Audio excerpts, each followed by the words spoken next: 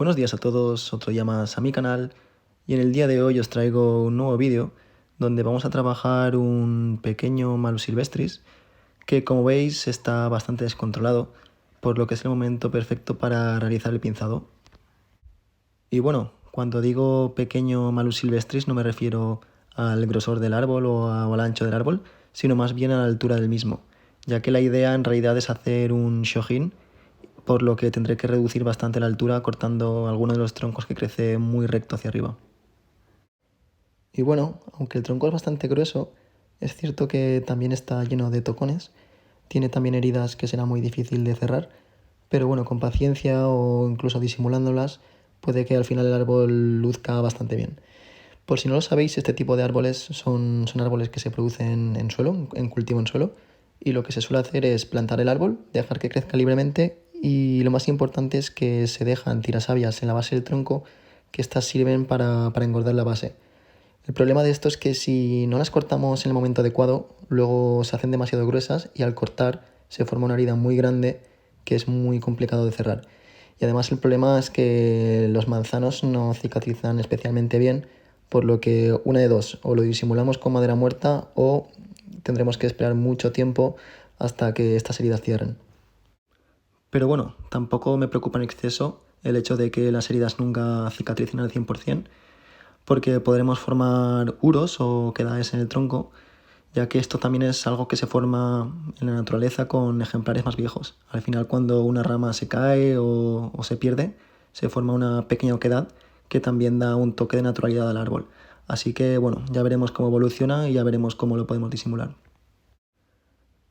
Otro problema que me presenta este árbol es que no tiene un diseño claro, o al menos yo no se lo veo, porque tiene muchas ramas bajas, tiene como una especie de doble tronco y no me termina de convencer. Entonces aquí la alternativa sería o bien formar un doble tronco o formar una rama baja muy potente,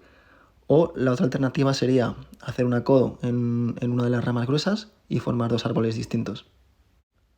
Así que nada, como ahora tampoco es época de hacer grandes podas ni grandes cortes,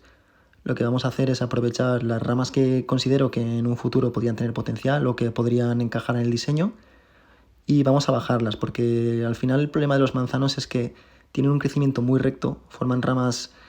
en forma de vara muy rectas, que si no las alambras en el momento exacto, cuando todavía son flexibles, luego es muy complicado de bajarlas. Y probablemente en el futuro, que será este invierno, porque probablemente me podrá la impaciencia, cogeré la sierra y eliminaré la rama que tenéis justo enfrente, en el centro más o menos, casi donde está el ápice,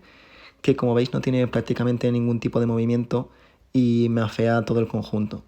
Pero esto es lo que os decía, esto no se puede hacer ahora porque de cortar justo en este momento que el movimiento de savia es muy fluido, corremos el riesgo de que retroceda savia y bueno, se empiecen a secar más ramas, empezamos a perder parte del árbol y no quiero correr riesgos excesivos.